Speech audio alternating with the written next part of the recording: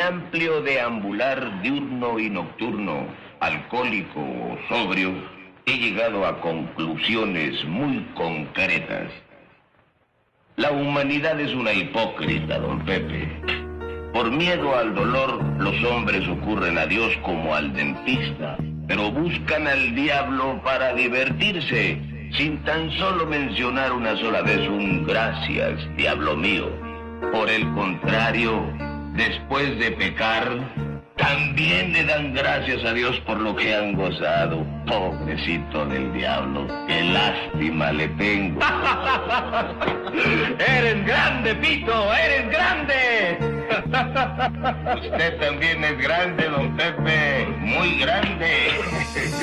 Maraming mga tao na sadyang mapanghusga.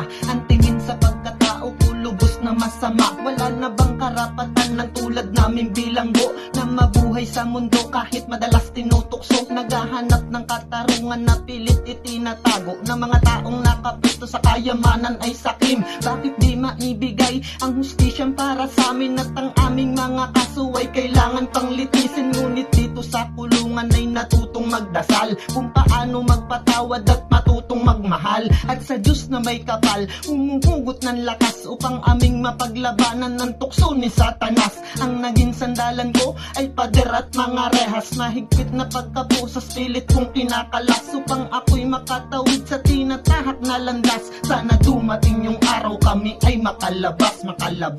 Tarungan ng mga preso, nais namin iparating sa bayan kong Pilipinas na pinunoy mga sakim. Katarungan ng mga preso, nais namin iparating sa bayan kong Pilipinas na pinunoy mga sakim.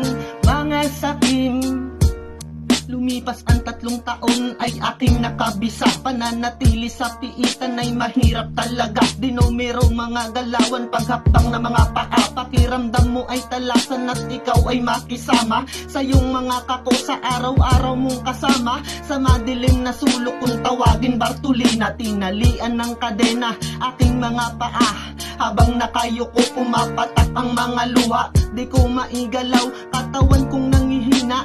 Utay-utay na tunaw, ani mo'y isang kandila. At tila, katawan ko'y binaon sa lupa. Nasaan ba ang hustisya, kailan ba makakalaya? Katanungan ng mga preso, di na ba kayo naawa? Pamilya ay nawasak at tuluyan ng nasira. Paano na aming asawa kung sumama sa iba? Lalaki aming anak na di kilala ang ama. Tarungan ng mga preso, nais namin iparating sa bayan kong Pilipinas na pinunoy mga sakim. Katarungan ng mga preso, nais namin iparating sa bayan kong Pilipinas na pinunoy mga sakim.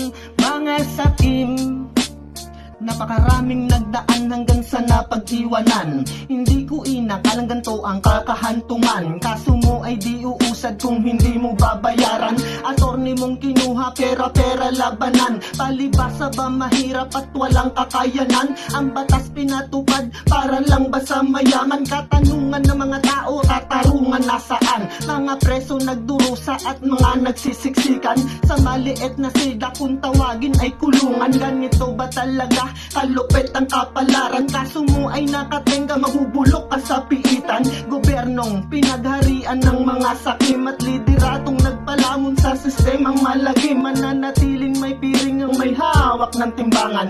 Lagi mong tandaan na may kiling yan sa kanan. Pag-asang pinanghawakan mo ng kay tagal, mapupunta lang sa wala dahil lang sa kamay na bakal.